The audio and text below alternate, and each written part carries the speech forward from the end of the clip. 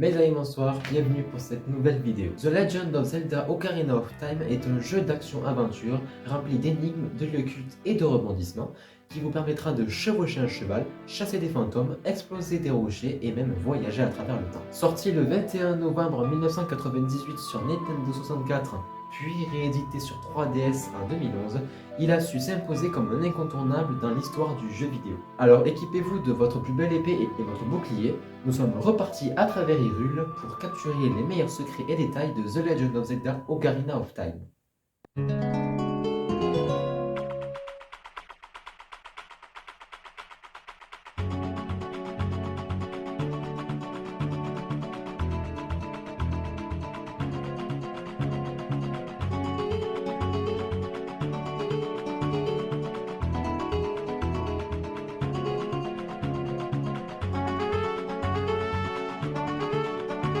Quand il s'agit de dissimuler des détails et autres easter eggs, Nintendo n'hésite pas à s'auto-référencer et ne le fait pas qu'à moitié. Shigeru Miyamoto, oui je prononce mal les noms japonais mais bon voilà, Nintendo. Shigeru Miyamoto, le créateur de Zelda, est également le créateur de Mario.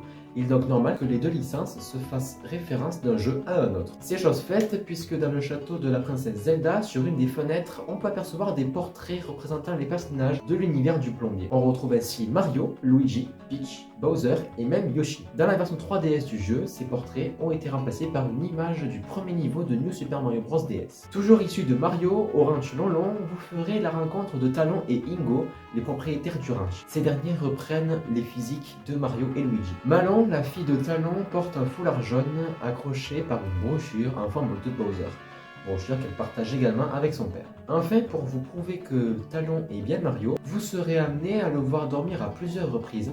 La position qu'il prendra sera la même que celle de Mario dans Super Mario 64. Autre détail assez anecdotique, les plantes carnivores que vous croiserez tout au long du jeu nous ont fait un peu penser aux plantes piranha de Mario, et vous en pensez quoi? Les musiques peuvent aussi être des références, la preuve au village Cocorico.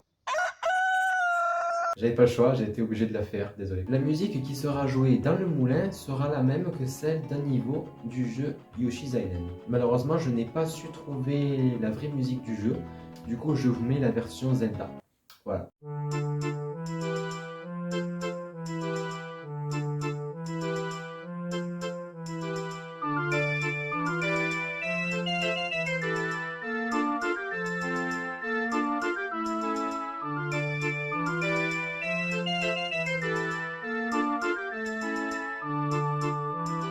Voilà pour Mario, cependant il en reste encore quelques-uns. Entre autres références, Nintendo aime aussi utiliser ses prochains jeux, comme ici ces deux posters annonçant la prochaine aventure de Link sur Wii, The Legend of Zelda Skyward Sword. Grâce à un mode, vous pouvez faire apparaître des Arwings sortis tout droit de la série Star Fox. Quant à la quête secondaire, qui consiste à donner un masque de renard à un garde, est en réalité le visage de Fox. Il est bon de noter que les développeurs se sont inspirés de Peter Pan pour créer la tenue de Link, que la plaque trouvable à l'entrée de la caverne des Gorons est la même que celle de Super Mario 64, ou encore que dans le laboratoire à côté du lac Zora, au fond de la piscine, se trouve un énorme requin. Voilà pour tout ce qu'il fallait savoir sur The Legend of Zelda Ocarina of Time. S'il y a des détails que je n'ai pas mentionnés, n'hésitez pas à le dire en commentaire, ainsi que d'autres jeux que vous souhaiteriez voir pour ce nouveau format.